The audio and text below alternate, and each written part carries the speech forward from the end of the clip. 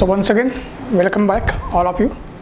All of you are welcome on this very special channel by the Prabhat sir, and I am Ashay Purandare, the faculty of the history, and we are discussing so many exciting sessions as far as the Indian history for UPSC is concerned.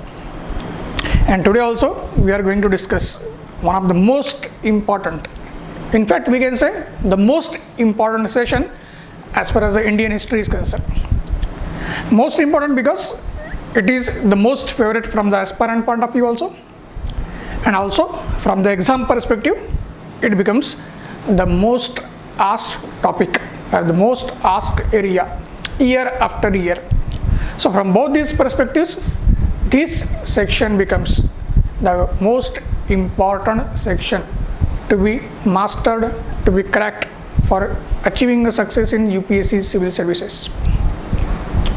And of course, while discussing this section of the Indian history and especially the modern history, in this session again we are going to focus on the dimensions, the scope, the approaches, the areas which actually make the modern Indian history interesting also, relevant also, as well as focus in a long term also.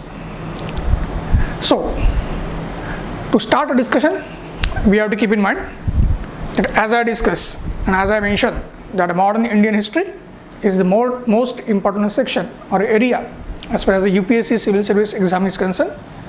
So again, just like we discussed about the ancient and medieval art and culture, the modern history is also associated both in prelims and mains.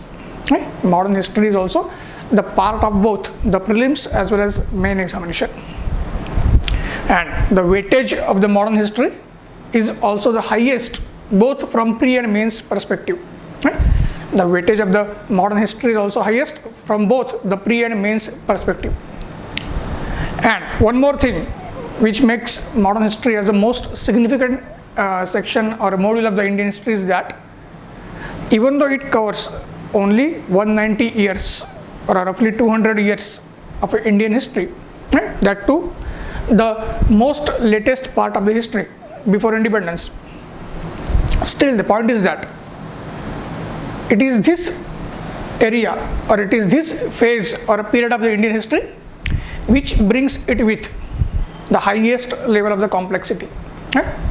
And whatever we are today in the 21st century as India, the contribution of the ancient and medieval history is always there, but still we can say it is predominantly because of the events, the phases and the circumstances which shape the modern history of India. And just like we discuss in a world history also, that world history basically had influenced Indian history and vice versa. Same applies here also. The modern Indian history itself influenced the events of the world history, and the Indian history itself was influenced by the events which were taking place outside India or as a part of the overall history of the world. And just like we discussed in a world history, the age of Renaissance, which had ultimately brought the new ideas, new thought process, okay? The new aspirations in Europe and the people of European society. Okay? So these ideas, aspirations, okay, and these ambitions brought ultimately the Europeans to India. Okay? Because for fulfilling their ambitions and aspirations, India was going to be the most important place because of the richness of India in terms of its cultural richness, in terms of its richness of the resources, in terms of richness as far as the climate diversity, right? And the geography is concerned, in terms of its richness as far as the human resource was concerned. Everything was there in India. Right? But Indian society, Indian political system, Indian socio-cultural thought process of the time when the modern history starts, our processes were not in a position to understand what exactly the world was going through, what changes the world was witnessing, right? And how everything we have, still how we could not use it for our own benefits. And this is where the Europeans came, and they knew that what they can do with the resources of India, both human and natural resources, the climatic resources, the territorial resources, cultural resources, everything, economic resources. They knew how they can tap it. And this is where again the Indian history took a new turn, and this was a turn which was going to be very far-reaching, long-lasting, and having long-term consequences. And such a consequence which we are still witnessing as a part of the legacy as far as the modern Indian history is concerned. And this is a perspective and this is a scope whereby the UPSC will like us as aspirants to go through the modern Indian history. UPSC will like us to understand the things, events and sequences or a chronology that shape our modern Indian history, and in turn which shape the world history also. And how a small island of a Great Britain and a race of a British people, they ultimately came and ruled India. Not only did they establish their empire, but they ran their whole empire of the world with the help of India. India was like a jewel in the crown of the British, as is the proverb always used to describe the position and the pivotal importance or a significance which India enjoyed. This is where we have to understand, and this is what the UPSC expects from us, that how the processes took place when the British came. What was the impact of that British rule? How India basically was shaped into different way, how it was brought from the feudal medieval way of life into the modern life due to British rule, and how ultimately the very exploitation and the exploitative nature of the British immediately sought a reaction from Indians to fight against the British, which was witnessed in the revolt of the 1857 also, and which was witnessed in the formation of Indian National Congress also. And this formation of the Indian National Congress, which gave the birth to the Indian National Movement, which ultimately helped us to achieve the independence. So this whole process we have to study, because it is very, very important from the multi-dimensional perspective.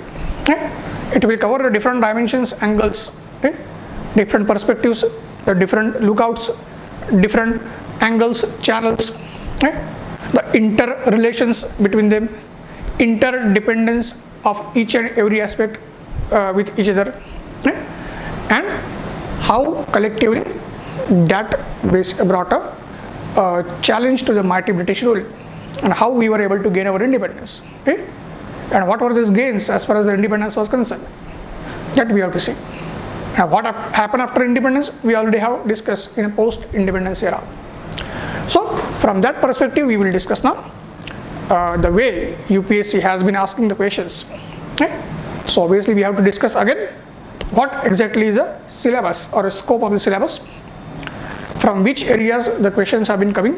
So that will help us to understand the important topics, and then we have to discuss in those topics how we can study, what we can study, and what should be our approach. Okay? So I will again start from the very perspective of the Indian history, that is modern Indian history, from the UPSC point of view.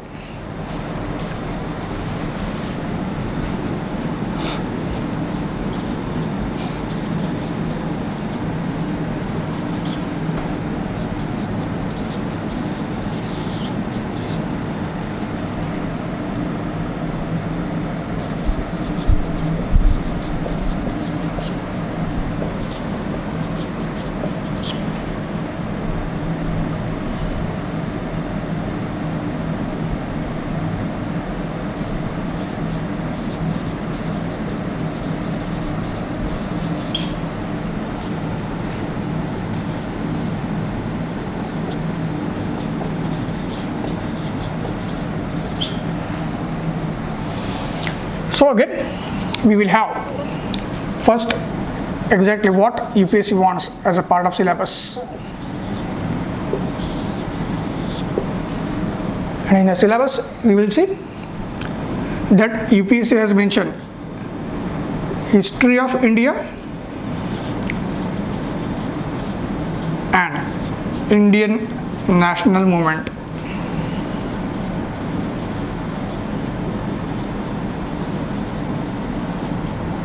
So as we know that history of India includes ancient also.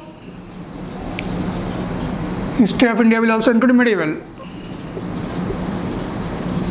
And history of India will also include modern.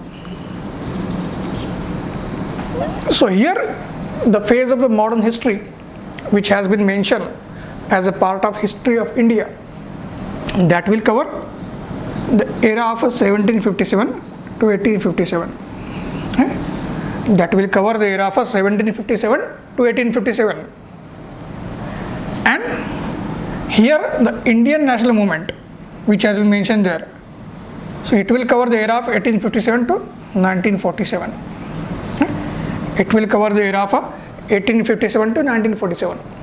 And UPSC has clearly mentioned Indian national movement as a separate topic or aspect.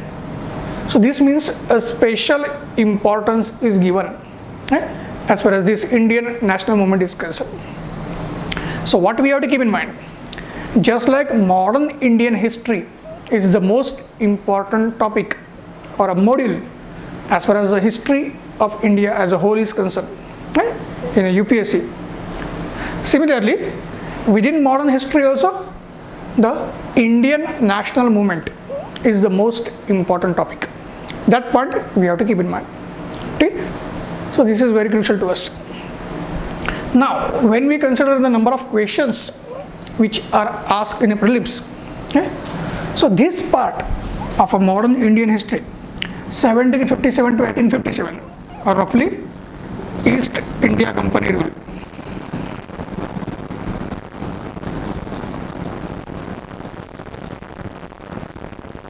Roughly the East India Company rule.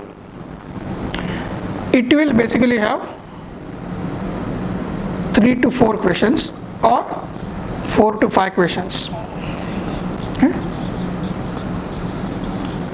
Because we saw that there are total 15 to 20 questions on history in prelims. Okay? Out of that, 7 to 8 on ancient plus culture and 2 to 3 on medieval plus culture. Okay, so remaining questions, 10 to 12 questions on modern. Remaining 10 to 12 questions will be on modern. So out of this total 10 to 12 questions on the modern, we can easily see that 3 to 4 questions or sometimes 4 to 5 questions will be asked on this topic, the 1757 to 1857, as far as the first phase of the modern Indian history is concerned, when British were consolidating their empire, and ultimately by 1856 they had achieved the political unification as far as India was concerned.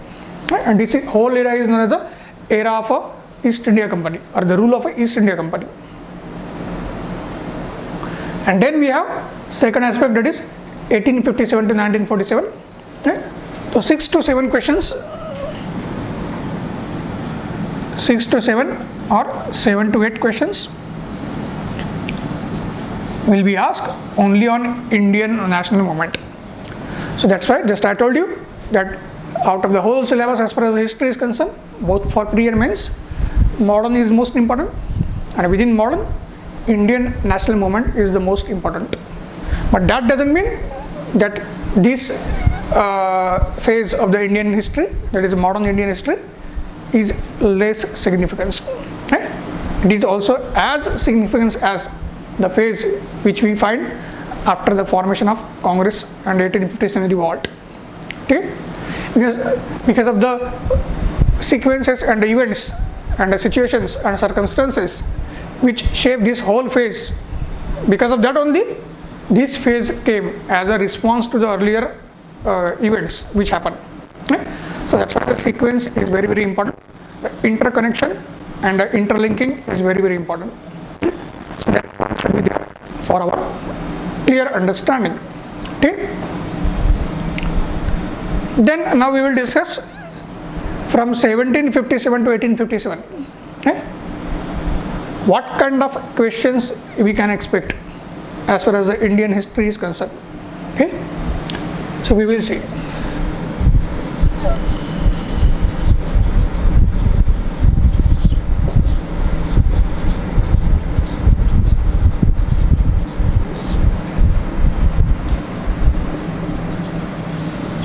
So for these pages, we will see the topics where the questions will be asked. First will be establishment of British rule.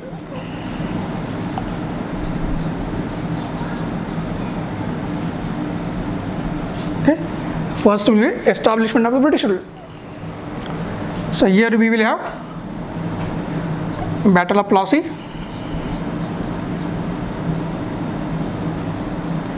Battle of Buxar,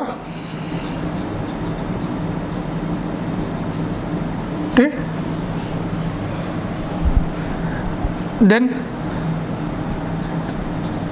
Anglo-French War,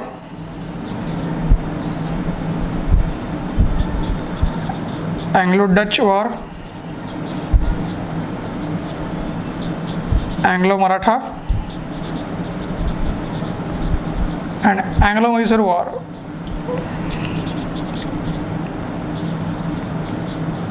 Okay. These are the important topics. But as I have mentioned, UPSC is not interested in a battle per se. UPSC is not interested in political history per se. But the point is that those battles which change the very course of Indian history, UPSC definitely will like to go into that. But again, if the UPSC is going into these battles, it doesn't mean it is going to ask you the events of the battle. That which side had how much army, whether there was artillery or not, who was commanding the army, okay, how the events took place, who killed whom. No, that is not the concern of the UPSC. Okay. In all this range of topics, what we will see, either the causes or a background,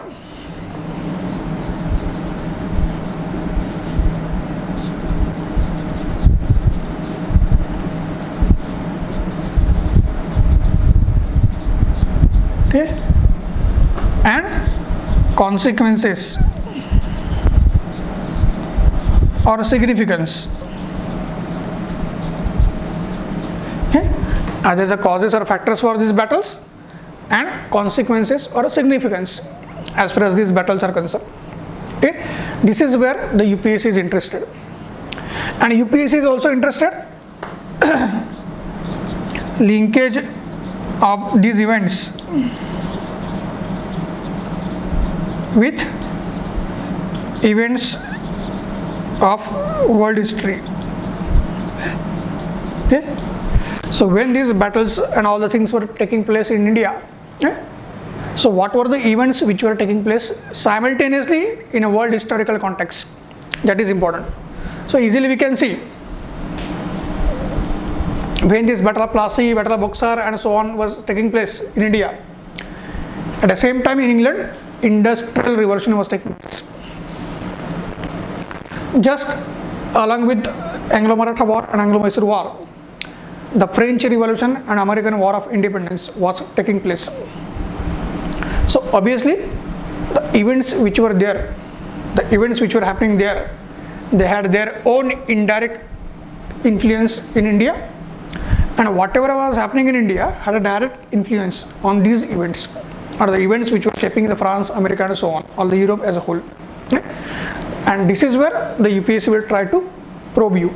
This is where UPSC will expect that you should study, and then you should basically establish this connectivity and linkages and have the multi-perspective and multi-dimensional view. Okay, so this is a very crucial aspect. Then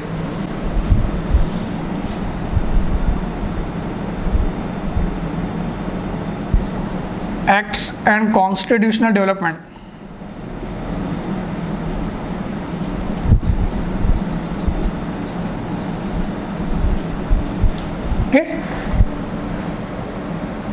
during East India Company rule.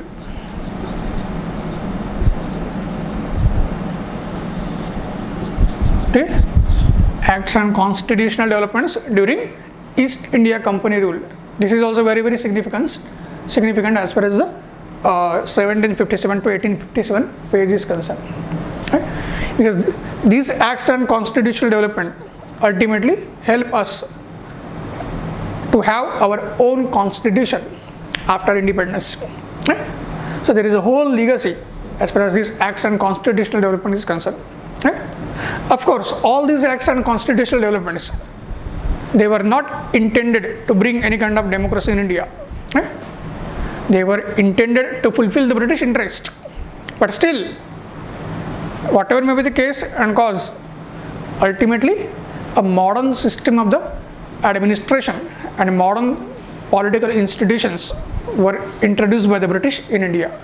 Even though they were of help for them, even though they were established for their own interest, still India was brought from the feudal administrative system, feudal political system to the modern system. And this is where the significance is also important. Transition feudal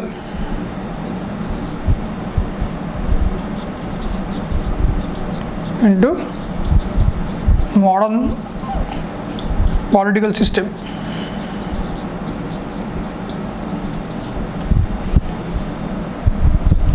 That was made possible only because of the so-called acts and constitutional developments.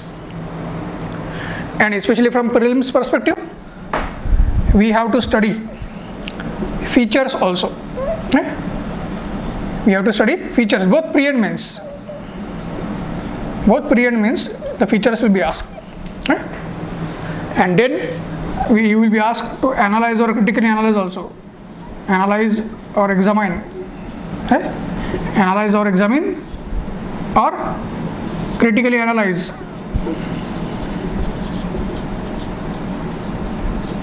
Or examine these acts and constitutional developments. So this part also we have to keep in mind as far as the phase of 1757 to 1857 is concerned. And that's why this is a very multi-dimensional area, very interesting area also, and having a kind of linkages, the interlinking and the scopes which go in a different dimensions. So that point we have to keep in mind. Then next aspect on which the questions will be asked, land revenue policies of British. Okay. So dual system, contract farming,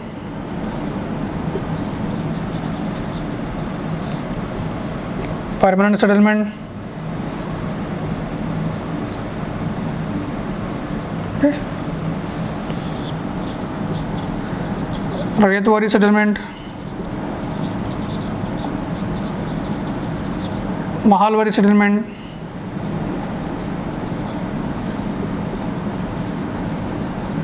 okay. Talukdari settlement,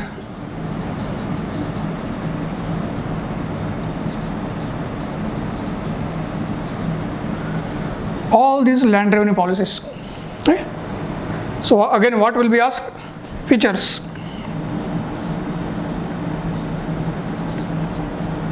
Okay.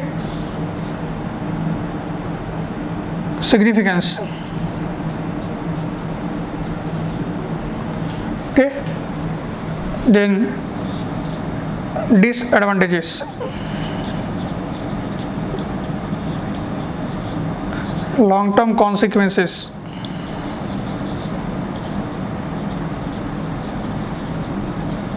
Okay. All these things will be asked as a part of these land revenue policies. Okay. So again, this is a very multi-dimensional area. Okay. It touches a very minute perspective from which the policies took place, and then it tries to establish its own significance, the consequences, positives, negatives, and so on. Right? So because of that, it will also become a very crucial area of preparation. So UPSC has asked the questions, it will continue to ask the questions. So that point also is very, very important for us. Okay? Then after this, the next aspect on which the questions will be asked.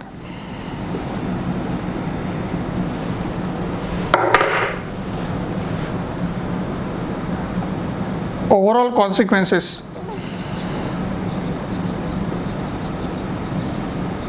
of British rule in India.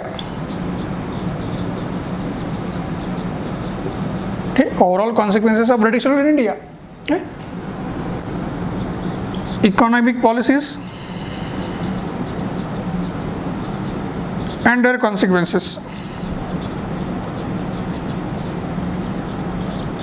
Okay. Governor Generals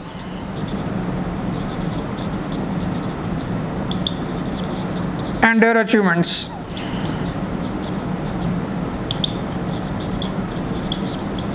Okay. Governor Generals and their achievements. On these are also the aspects on which the questions will be asked. Okay. These are also the aspects on which the questions will be asked as far as the UPSC is concerned. These aspects were also shaping the India in one way or other, okay? In a very comprehensive and holistic way. India was being transformed. Okay? India was basically, now as I told you, that it had become the prime colony as far as the British were concerned.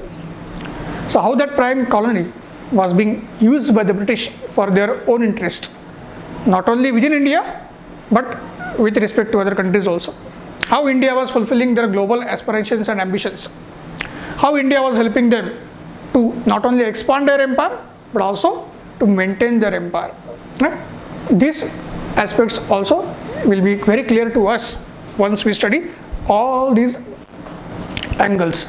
Okay? And these angles, as I mentioned, they are simple yet complex. Complex yet simple. Okay?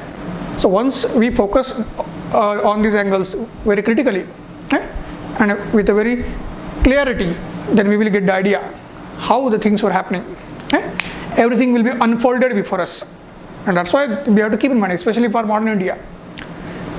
Modern India itself, you will see, despite having so many facts, focus is not on facts.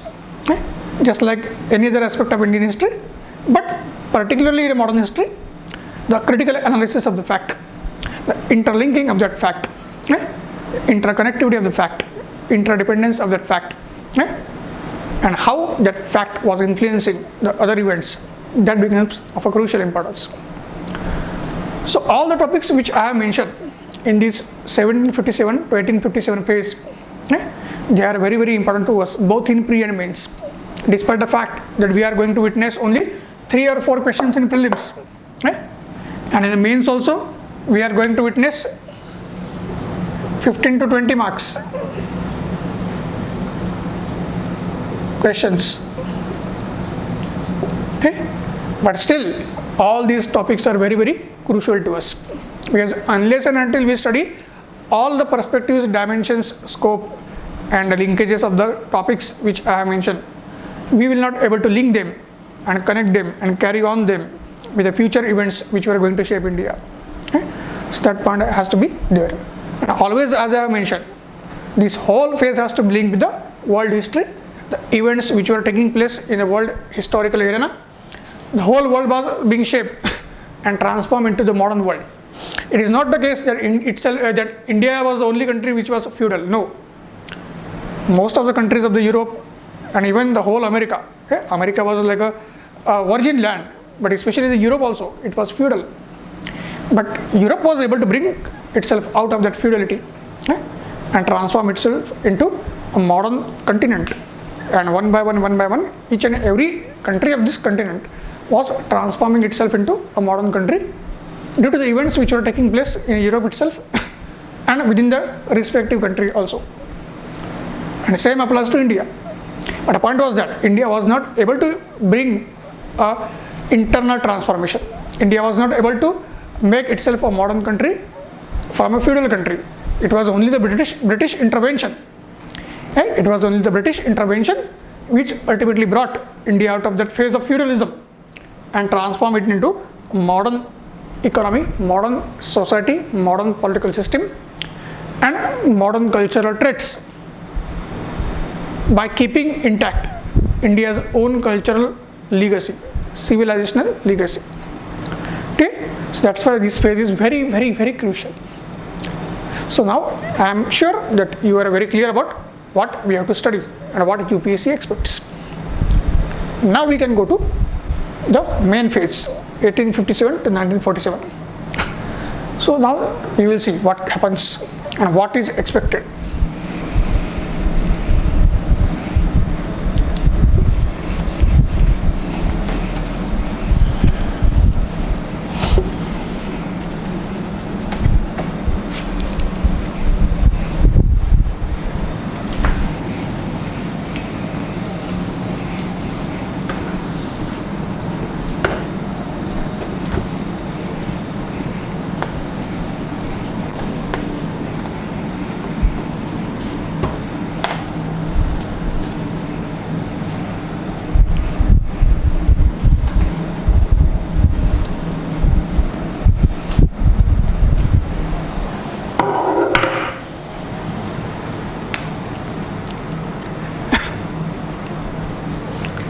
So now we will see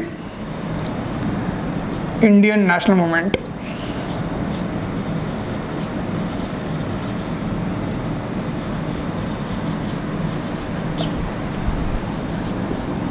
(1857 to 1947). So this phase starts from one of the most important events of the world history. Not only Indian history, one of the most important events of world history also, Indian as well as world history.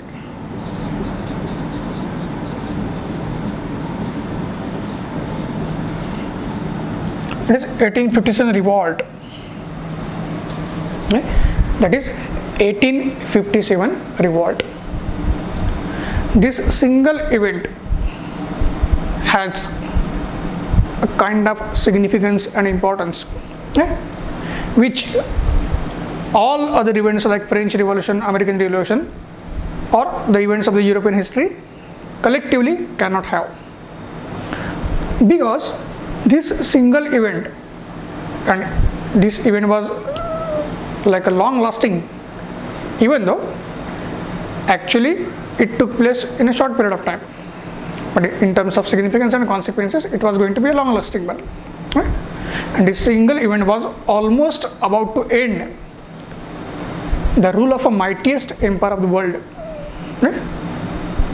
And this event was shaped, and this event took place with the participation of the people of India and the leaders who were representing them, that too from different sections of the society. But the point was that all the Indians who were fighting against the mighty British power, they were fighting with their own orthodox way, without modern development, without modern weapons, without modern military strategies, thinkings, thought processes, and so on. Nothing was there. But still, almost they had overthrown the British Empire and the British power from India. And that empire and power, which was the most powerful empire of the world, it had shook the very foundations of British rule. The whole world had taken a note that how the country, which is so backward, is able to take on the most advanced country of the world. British themselves were terrified, not because the country like India had taken upon them, but the consequence of this event would have shaken their empire. It would have attracted other enemies of the British Empire back in Europe and America, who could have overcome and who could have overpowered the British. They could have threatened and snatched the position of the Britain as a number one power of the world. So that was a kind of fear which had struck in the minds of British. That's why the 1857 revolt is one of the most significant events, not only in Indian history but also in a world history. And from the very perspective, we have to see the things.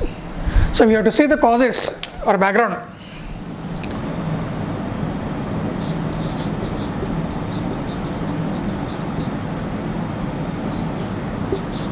We have to see the causes or background.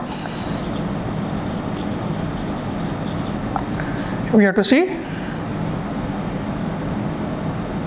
nature and characteristic.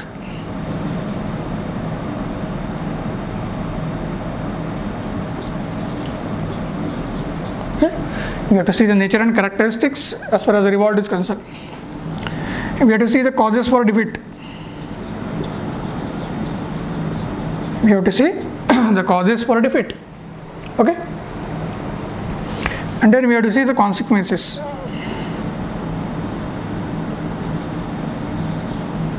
Okay. This point is very, very crucial. And one of these consequences as far as the revolt of 1857 was end of East India Company. End of East India Company rule. That was one of the most significant consequences within India or within the administrative changes which were taking place. And then you will see this phase will be governed by British Parliament. This phase will be governed by British Parliament and intervention. British administration from London. The intervention of the British administration from London, British Parliament and the British administration from London. They were going to monitor now, they were going to regulate now the whole Indian administration. Whole India was now made subordinate as far as the English government system was concerned, English parliamentary democracy was concerned. And accordingly, for the next 90 years, they were about to rule India. So this point has to be very crucial to us. Okay. And then we have to see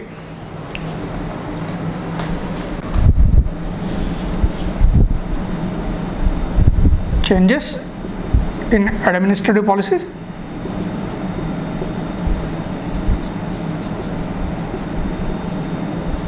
Okay. Then we have to see educational development.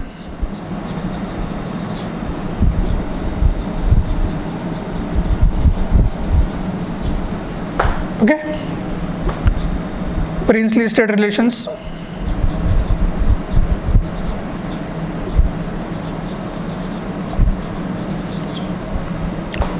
Okay.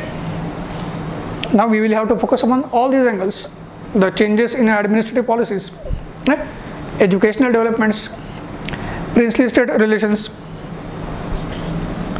changes in military,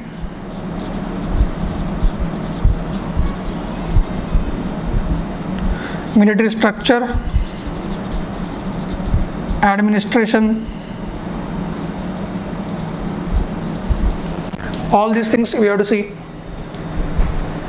Again, we will have to see important viceroys,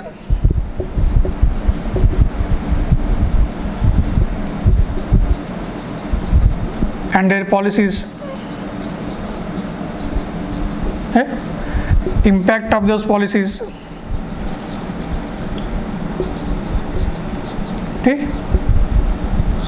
Then we will have to see economic policies,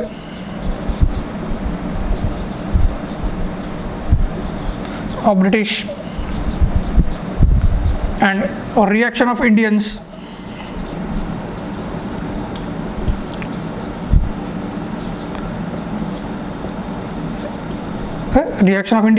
to these policies. That also we have to see. Okay. So this point is very crucial for us. Okay, this point is very crucial for us. All these angles will be asked. And of course, when we study the past year question papers, we already get the idea. Yes, these are the hot topics on which the UPSC asks the questions. It will continue to ask the questions, okay? And it will always focus upon, okay, the different angles and analysis of these very crucial topics. Okay. Then we can see, after this we will have rise of nationalism, okay, in India.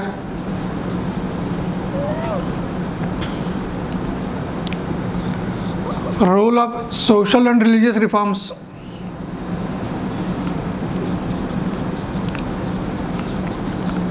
Okay,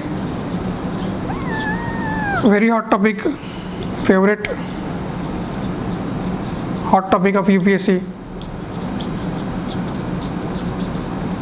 Okay, so again these social religious reforms we have to see background, impact of British rule,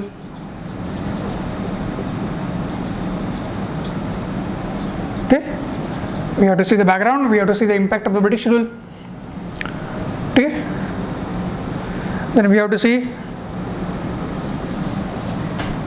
impact of these reforms,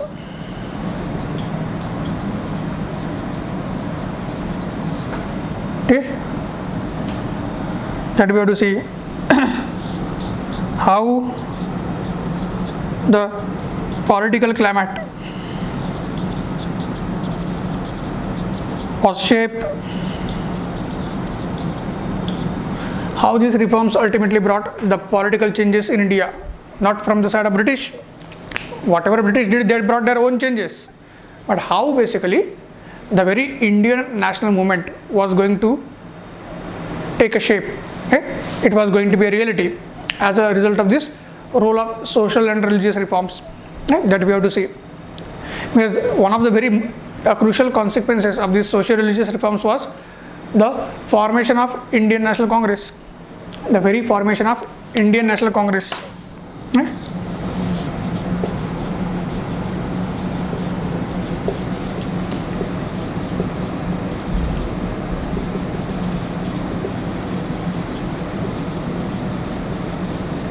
And it was because of this Indian National Congress that Indian national movement was going to take a place, was going to take a shape, right?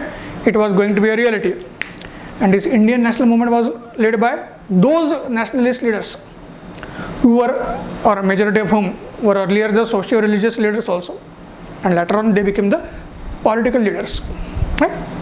So these angles also we have to see, that how the 1857 revolt ultimately changed the very context of India, how it brought the nationalism in India, how the social religious reforms which were already there parallel to the changes which were taking place, how these reforms themselves brought, okay, the very political changes in India, the rise of nationalism in India, the formation of INC, the ideology of the INC or Indian National Congress, ideology of the early nationalist leaders.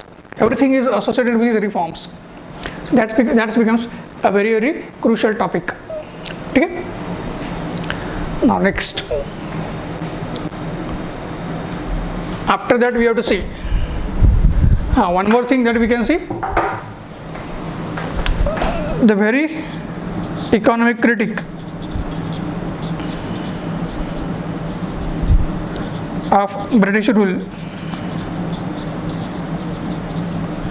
by nationalist leaders,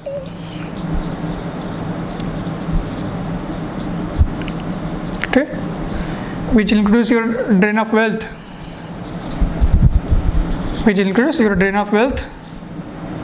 okay, drain of wealth theory. So that also basically becomes a part as far as the early response of Indians to the British rule after 1857 is concerned, okay? Or the early nationalist leaders and their strategies. This point is very crucial, okay? Because connected with all these aspects, the next aspects we will be able to see.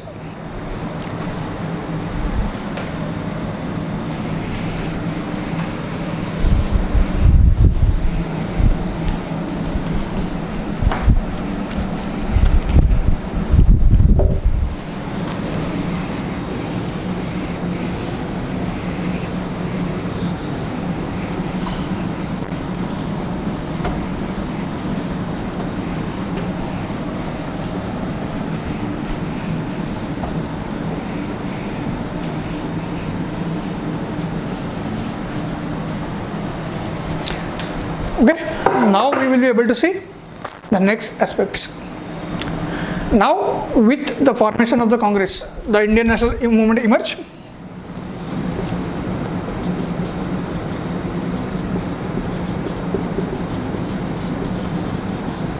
Then we have to see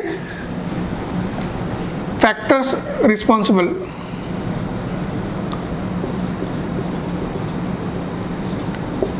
The Congress formation. Factors responsible for the formation of Congress. Okay.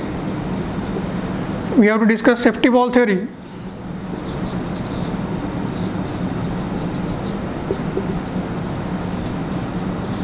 And how it has been negated.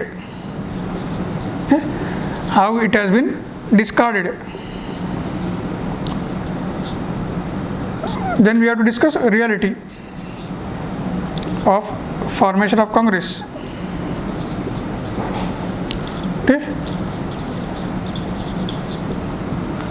This is also crucial. Then we have moderate phase.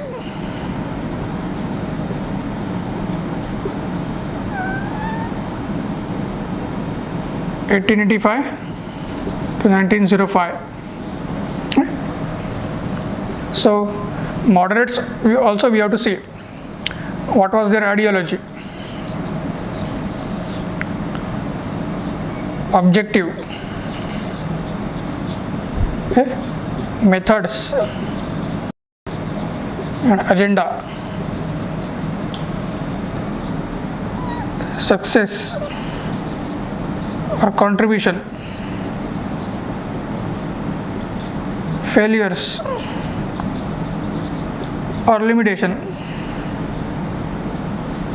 Okay. This will be asked by the UPSC, and this has been asked by UPSC year after year as far as the formation of the Congress and a first phase of the Indian national movement is concerned. Okay. This is the first phase of Indian national movement. Second phase we have extremist phase.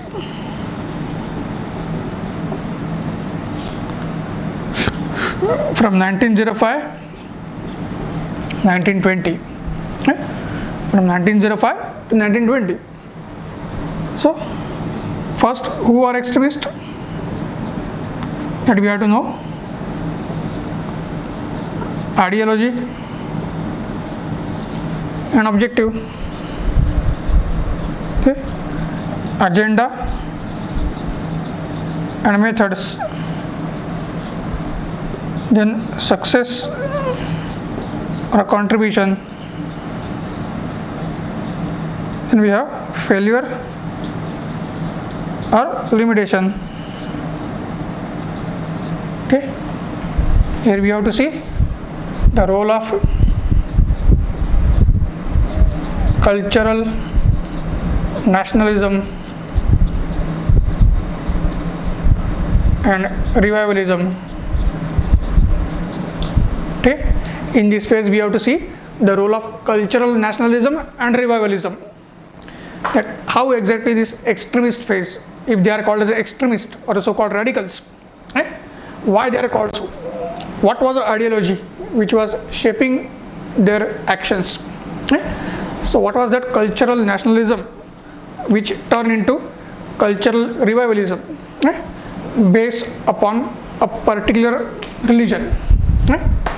Based upon particular religion, culture and civilization. Okay. And what were the consequences, and what were the consequences as far as this so-called cultural nationalism or revivalism was concerned. That also we have to see. And we also have to see the first two national movements, Swadeshi movement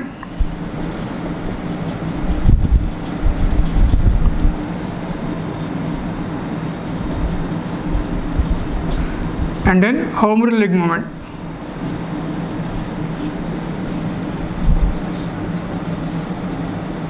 Okay, Swadeshi movement and a Home Rule League movement.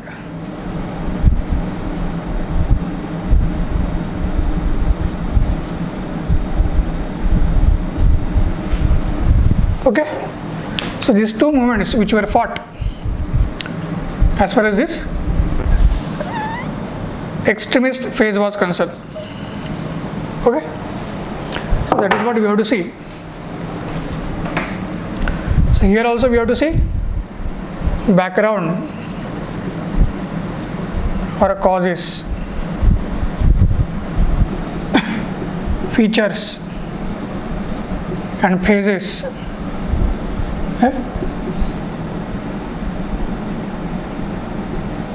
Differences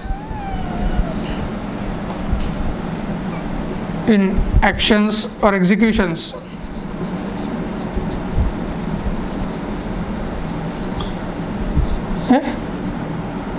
Success and limitation. Contribution. The focus areas will be the very first ever national movement which was fought under the banner of Congress. It was a Swadeshi movement, known as an anti-partition movement or a so-called Vangabhanga movement, Vande Mataram movement. There are so many names which we have, and it was fought under both the moderate and extremist sections. So obviously we have to see the phases and features. That when it was fought under moderates, what were the phases and what were the features, what was the agenda, what was the action plan. When it was fought under extremist, what were the phases, what were the features, what was the agenda, what was the action plan. Then overall what were the causes and background that these movements ultimately started. That also we have to see, because unless and until we see that, we will not be able to decipher the very movements which took place. So all this we have to see. Then obviously we have to see the success or limitation as far as these movements were concerned. And finally, what was the contribution as far as the movement was concerned. That also we have to see. Finally, what was the contribution this movement was concerned. That also we have to see. So from all these angles, and as I told you, multidimensional, as always I am mentioning, both these movements we have to mention. And once we mention these movements from both these movements from the perspective as broad as the one I have mentioned, then definitely a clear picture will emerge and begin to emerge that how our national movement was taking place, how our national movement was shaping, how our national movement was progressing under the banner of Indian National Congress. And we will also be able to decipher how Indian National Congress was emerging as a all India organization, how Indian National Congress was emerging as a sole body or institution which was representing the people of India as a whole. So all these things will be clear when we study all these phases. Okay?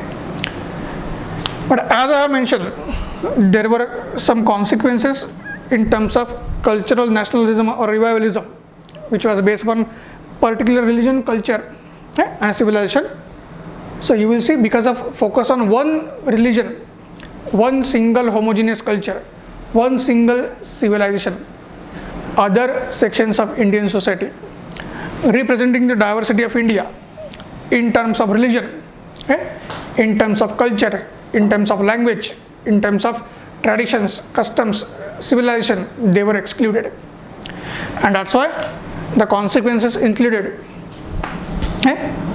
rise of communalism, Okay, divide and rule policy by British.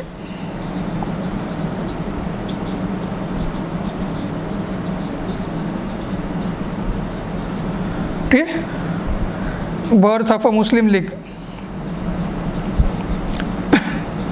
Birth of a Muslim League. We will see the birth of a Muslim League also. That point we have to keep in mind.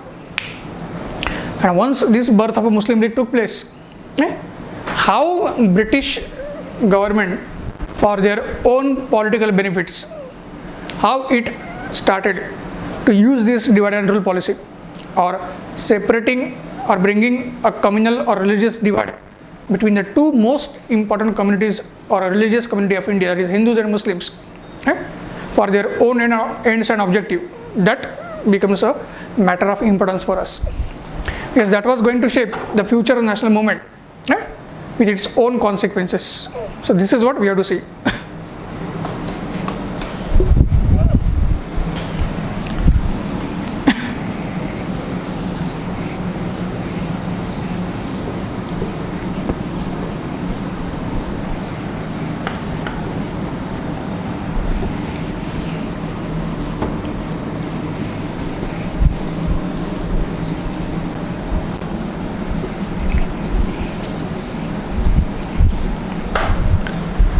So now we will see, because of this policy of cultural revivalism, as a part of constitutional developments which had started in British India after 1857 revolt, the policy of communalism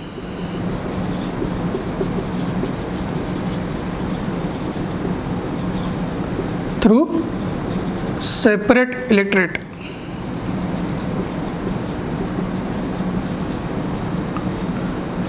was introduced. Okay, and this policy was introduced through Morley Minter reforms.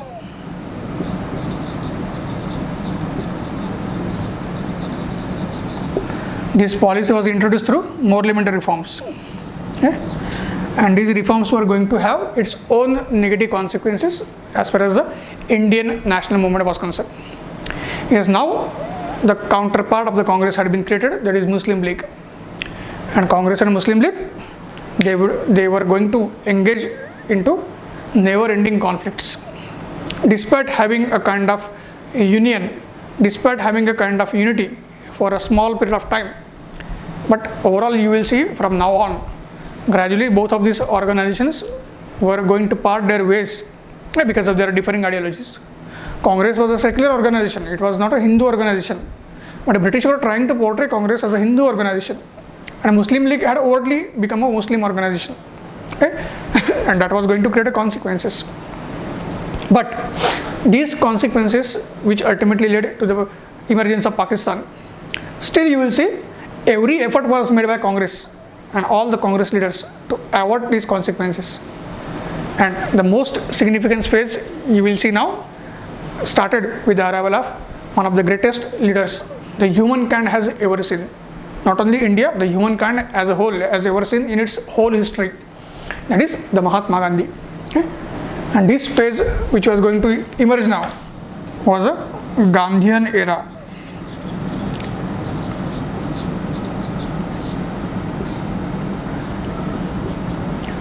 (1920 to 1947). Next 27 years, they were going to be shaped by the Mahatma Gandhi's leadership, and how he basically actually and truly made the national movement as a inclusive movement, all-encompassing movement. It was a Gandhiji who was able to involve all sections of Indian society.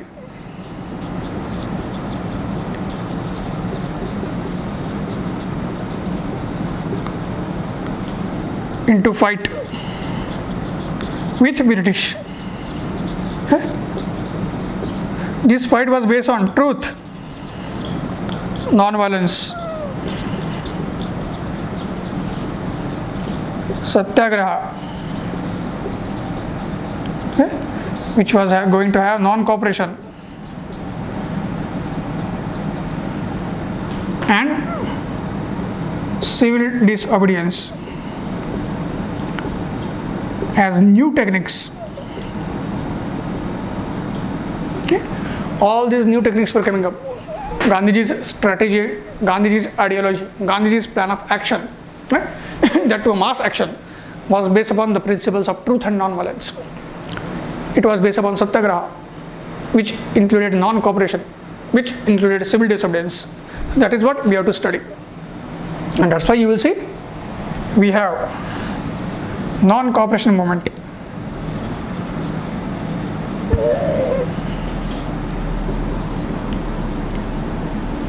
(1920-21).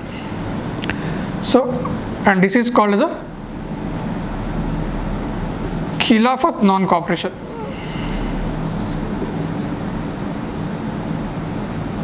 Okay. So called Hindu-Muslim unity.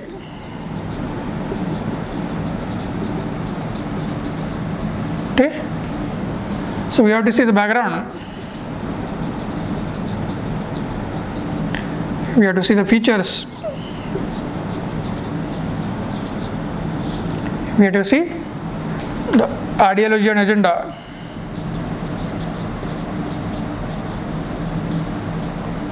We have to see the consequences.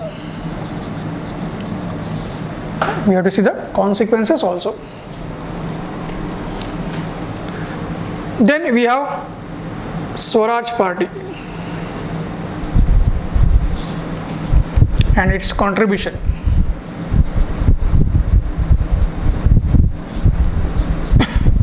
Okay, 1922 to 1926. Again, we have to see background, ideology and agenda, success and failure. Okay. Then we have civil disobedience movement.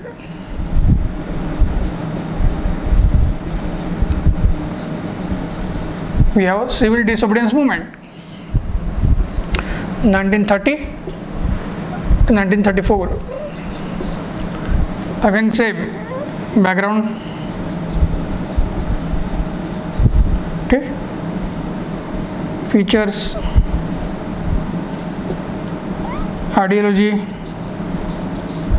and agenda, objective,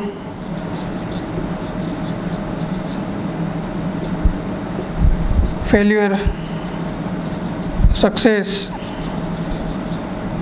etc. Okay. Then the last Gandhian movement was a Quit India movement. Last Gandhian movement was a Quit India movement, 1942 to 46. And again, all the same things will be applicable to Quit India movement also. Okay?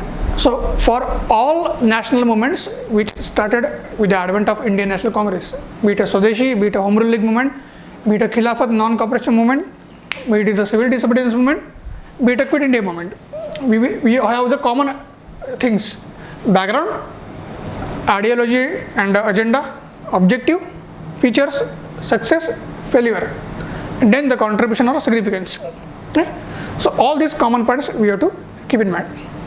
And when we study this movement, we should study or we should follow the comparative approach.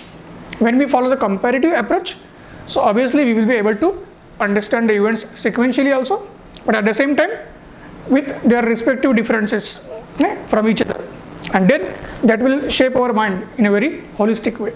So this is a very crucial point. Okay. Then, so when this national movement was taking place as a part of banner of the Congress or agenda of the Congress, okay, there were other strands or there were other features also as far as the national movement was concerned. Okay? Because national movement was fought by all sections of the society. So there were different sections even outside the Congress who were doing their bit for a formation of Indian nationalism and for achievement of Indian independence. and these sections ultimately were brought by the Gandhiji into Indian national movement. So we have peasants, the peasant movement. Okay. Again, 1857, 1947 are very important. Okay. Again, we have to see causes, okay, features, objectives, success and failures, and then major events like Indigo Revolt, okay, Pabna Rebellion. Then we have our own Champaran Satyagraha.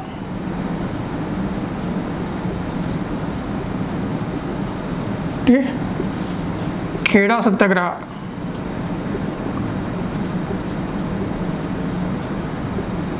Kisan Sabhas in UP. Bardoli Satyagraha. Okay. All India Kisan Sabha.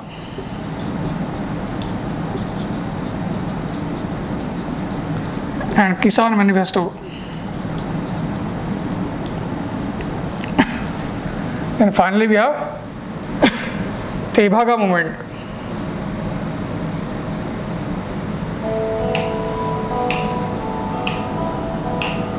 Telangana movement.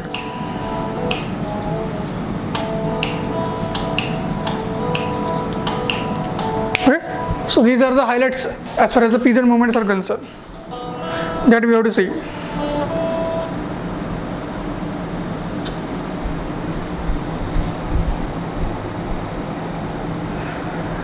So that should be our approach. Okay. After that we have tribals.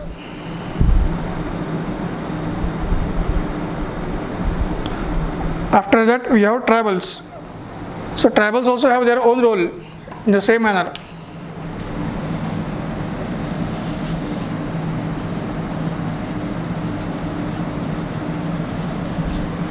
Okay. Again we have to see tribal movement, what were the causes,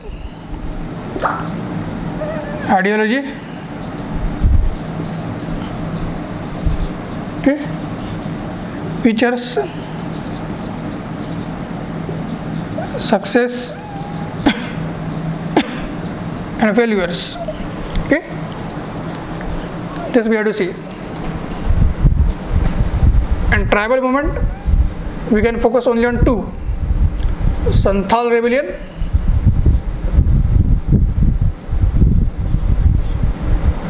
Birsa Munda revolt. Okay. Santhal rebellion and Birsa Munda revolt. These are the two main tribal movements that we have to focus upon. There are others also, but not necessary to go into all sundry tribal revolts. The causes, features, all the things are more important. Right? If any particular tribal movement might be in a news, right? If in a news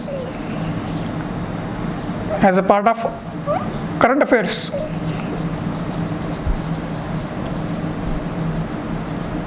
then only we should study. Okay? If any particular tribal revolt is in the news as a part of current affairs, only then we have to study.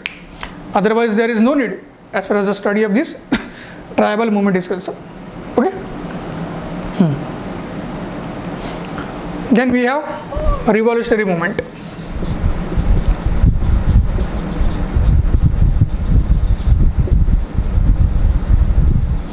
Okay. 1899 or you can say 1897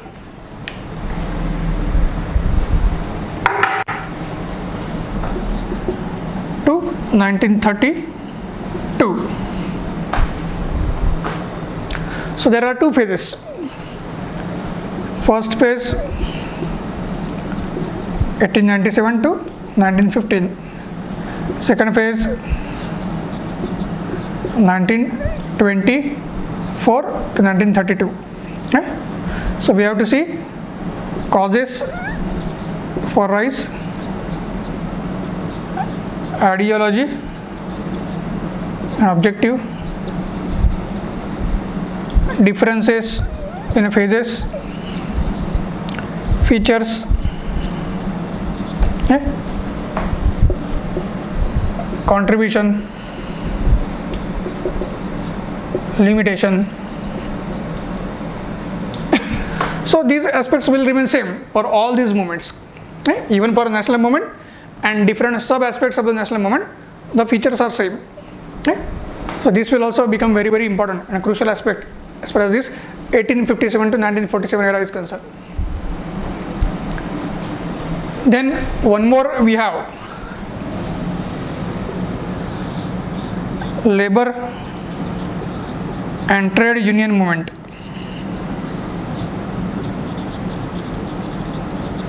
Labor or trade union movement also we have, okay? 1880 to 1930, 35 we can say, okay? Again you have to see causes, features, influence of international event. Okay? In case of labor movement, the international factors like the rise of socialism, the rise of communism, the Bolshevik revolution in Russia, okay?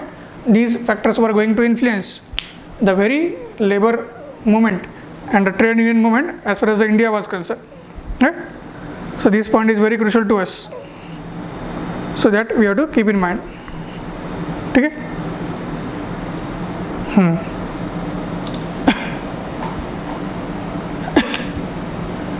Then and again we have to see and focus the contribution to national movement.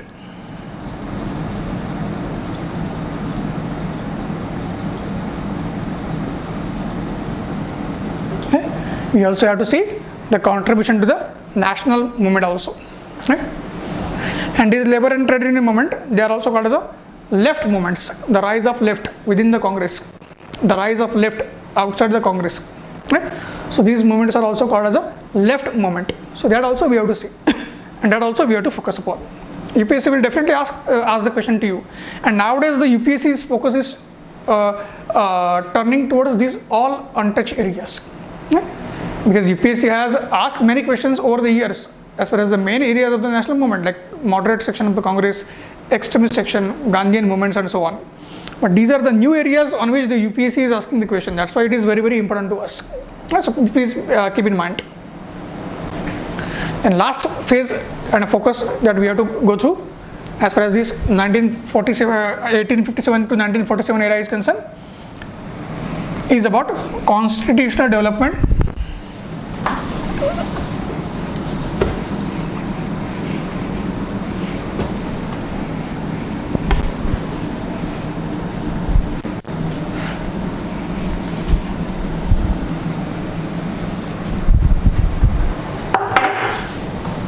so again you will see constitutional development,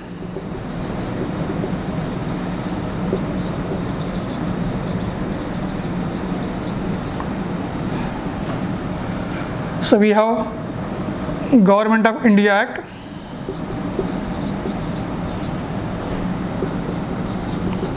(1858), Indian Council Act,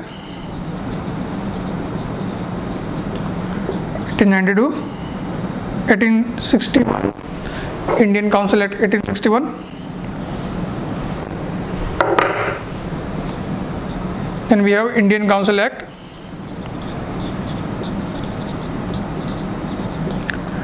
1892,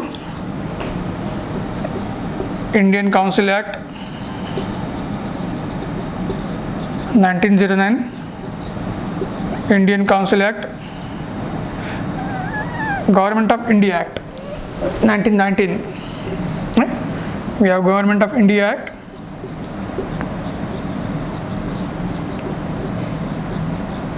and then Government of India Act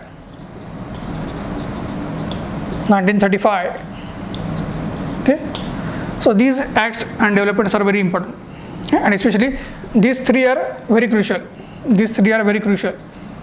Okay, the features, background, features, okay? Consequences will be important to us. Okay? The background of these developments, the features or provisions of these developments or acts, and the consequences as far as these constitutional developments were concerned, and how ultimately it led India towards partition. Okay? How British played with the different communities of India, how they divided India on religious, caste, regional, linguistic lines, okay? The commoners and princely states, and so on. So all this will be very clear to us, and this is very important both for a pre and mains perspective. Okay? So that has to be our agenda. And then last phase that we have to focus, 1947 phase. Okay? So we have August Offer, 1940, Individual Satyagraha,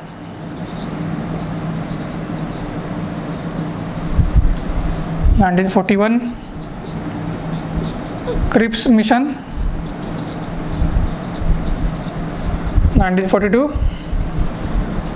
C. Rajagopalaji formula,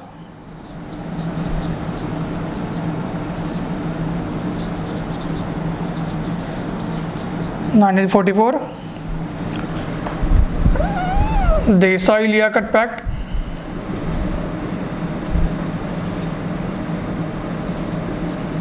1945, IAS trials, 1945-46, Range Mutiny, 1946. Okay.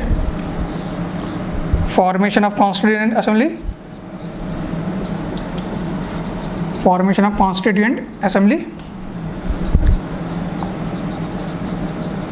1946, and finally India Independence Act, 1947, called as the Mountbatten Plan.